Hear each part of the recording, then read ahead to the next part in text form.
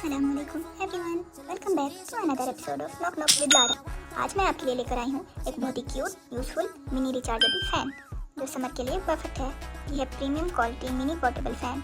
इसकी डिज़ाइन बहुत ज़्यादा क्यूट और एस्थेटिक है और ये डिफरेंट पेस्टल कलर में अवेलेबल है।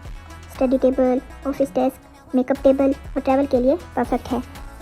इस फ़ैन की प्राइस सिर्फ 625 है और ऑनेस्टली इस प्राइस में क्वालिटी बहुत अच्छी मिल रही है। पहले इसकी प्राइस 1500 थी, so this is a great deal. Cute design, affordable price, reasonable, rechargeable, portable and light weight. Large room के लिए तो नहीं है, सिर्फ पर्सनल यूज़ के लिए बेस्ट है। अगर आप एक बजट फ्रेंडली, क्यूट और यूजफुल फ़ैन ढूंढ रहे हैं तो ये mini fan definitely worth it है। ये मैंने दराज की यारियाना सेल से ऑर्डर किया है।